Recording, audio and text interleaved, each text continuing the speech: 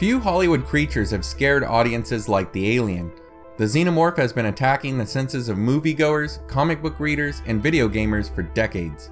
It is a killing machine built like a tank with an armored husk, a defensive master with acidic blood, and an offensive powerhouse with its speed, durability, and hunger for hosts for its spawn. As scary as it may seem, however, the facehugger, the tool for implantation for the creature, is perhaps even more horrifying, at least psychologically. Dan O'Bannon, the original writer for the Alien film, had a roadblock when writing the first script.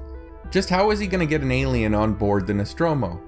He didn't want to simply have the alien hide on board the ship, as that had already been done on so many movies. He was trying to come up with a way that the alien could board the ship that would surprise the audience.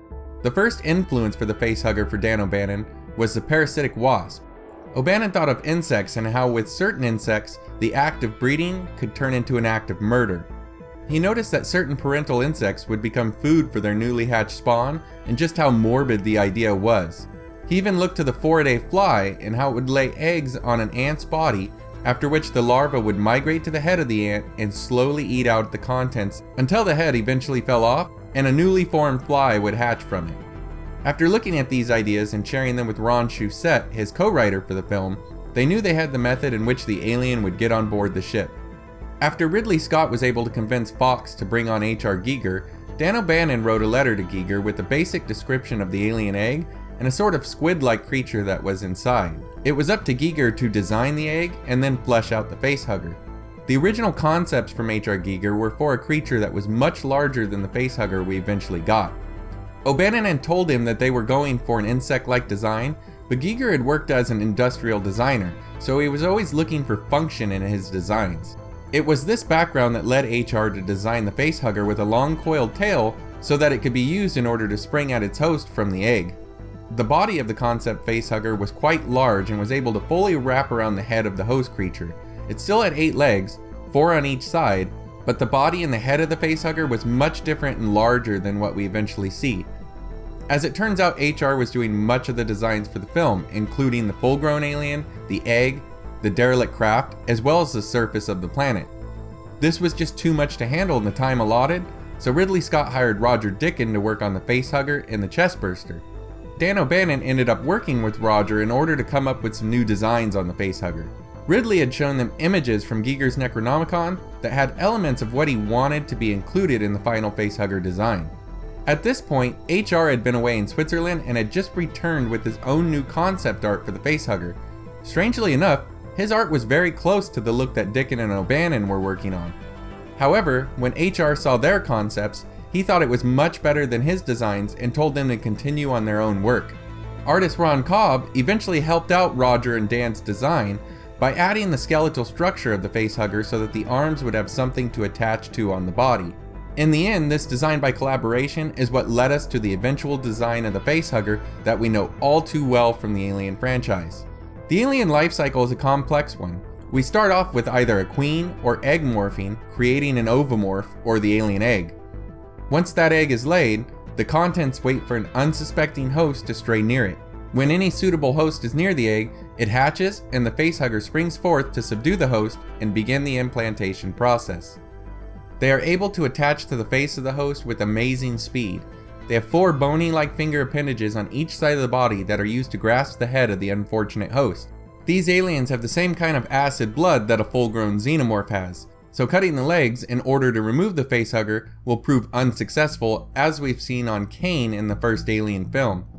The creature can even secrete an acid if needed to get into a closed mouth or to create an orifice if one is needed.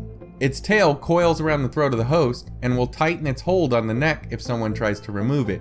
It is also thought that the tail is used to cut off the host's oxygen supply. The facehugger then supplies its own oxygen to the host via the sacs beneath the legs on each side of the body. The process of implantation isn't as straightforward as you think. For one, throughout the movies we have seen different speeds in which a facehugger can implant its prey. With normal implantation, the process only takes a few moments, but we've also seen an almost instant implantation by a facehugger during the Alien Covenant movie. These aliens were not identical to the aliens we've seen in later films, so that may account for the difference in times. we should also take into account that there are most likely different variants on the xenomorphs depending on their hosts, as well as the host of the queen or drone that created them. If we look to outside sources such as the Aliens magazine, the Weyland-Yutani report, and other extended universe stories, we find more technical information on how the facehugger does its job. First off, it's believed that the facehugger does not implant an embryo into its host. Instead, the facehugger deposits a tumor into the chest of the host. The tumor is consisted of specific cancers that can bring about a change to the cells of the host body. Basically, the cancer will cause the host body to create and grow the chest burster within itself. We also have stories from the extended universe that state that the facehuggers use a chemical that is transferred from the skin of the facehugger to the face of the host that places them in an unconscious state. It is even mentioned that the facehugger must be able to judge the size and weight of its victim so that it may apply the correct dosage of the sedative so as not to under or overdose the host. Once implantation is successful, the facehugger's epidermis solidifies into a chitinous layer of silicon. The creature then detaches from the host, and it will find some place to hide and die. According to study, the longest time a facehugger has lived outside of an egg is 120 hours. It should be noted that the living facehuggers inside the stasis tanks, as seen at Hadley's Hope in Aliens, had to have been in the fluid for at least several weeks.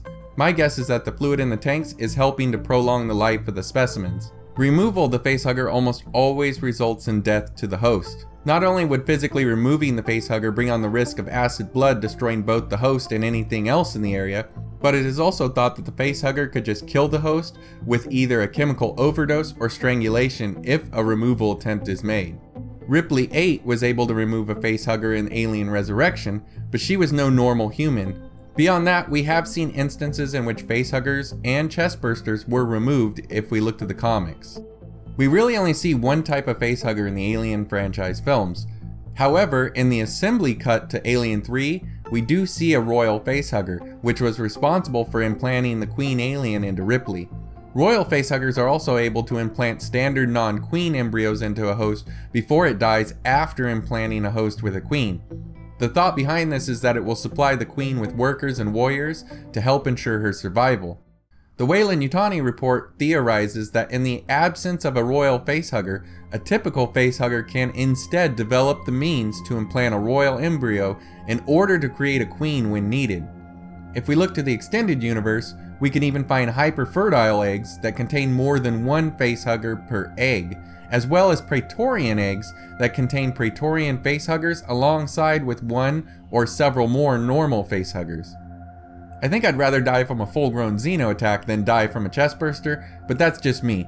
I'd love to hear your questions or comments down below. If you liked the video, if you could leave a like, it helps out the channel so much, and if you haven't subscribed yet, why not subscribe for all the future Aliens goodness to come. Thanks again for watching, take care, and I hope to see you next time.